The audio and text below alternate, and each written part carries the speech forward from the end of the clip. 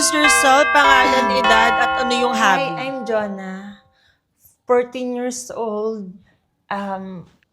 Hobbies ko po is... Gusto ko po yung naglilinis po ako ng bahay. Doon po ako nag-enjoy. Halata, be! Mukha kang pagod eh.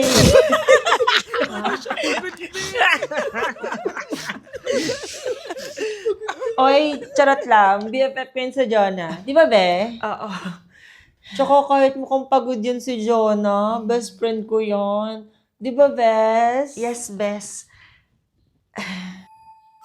Hi, I'm Devon. 14 years old. Yung hobby ko, nagbabasa ako ng mga tao. Ha? Ano daw? Madam Auring, ikaw ba yan?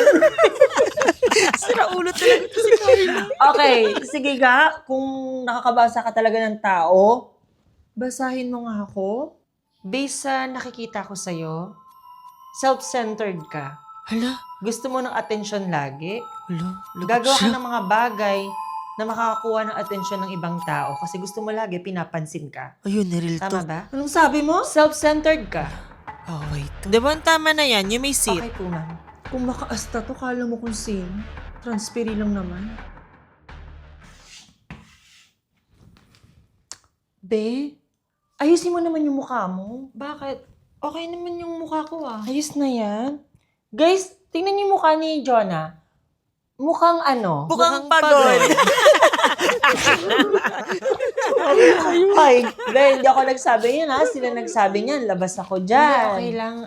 Alam ko namang biruan lang naman yan. Buti alam mo. Kasi kung pikon ka, ibig sabihin, totoo. Sige na, bibili mo na ako sa kantin. Yung report na pinapagawa ko sa'yo ha, tapusin mo. Report ko bukas.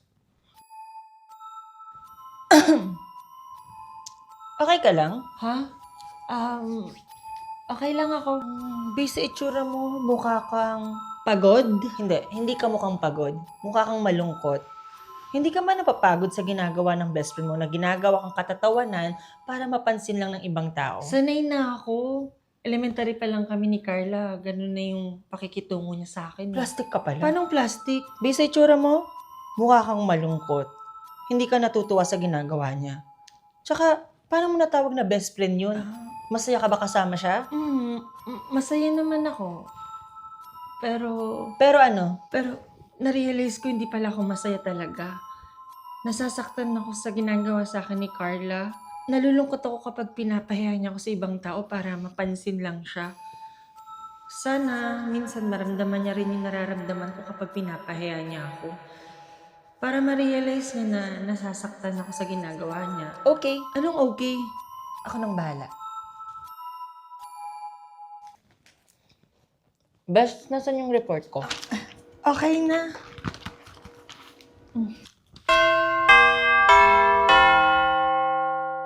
Because the sum of all angles in triangle is 180. That's all. May tanong ba kayo? Anyone? May question? Ako, may tanong. Ano yun? Reporting ba yung ginawa mo? Guys, reporting ba yung ginawa niya? Or pabasa? Kasi nagbasa lang naman siya sa unahan, di ba? Anong nakakatawa? Ikaw! Halata naman kasi hindi ko yung gumawa ng report mo. Sige nga, kung ikaw gumawa ng report mo, explain mo nga yung isosceles triangle. Di ba nireport mo yung kanina? I mean, binasa.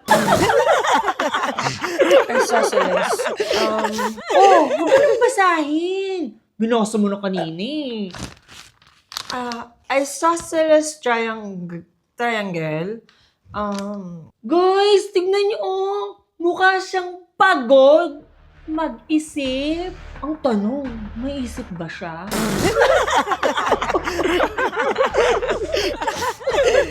Ang sama mo! Ipapahiya mo talaga ako sa buong class para magmukha ka lang nakakatawa? Oh, anong feeling? Anong feeling na ikaw naman yung pinagtatawa? Anong feeling na ikaw naman yung pinagtatawa? Pati ikaw, Jonah, natatawa ka? Anong feeling na ikaw naman yung pinagtatawanan? Anong feeling na ikaw naman yung pinagtatawanan?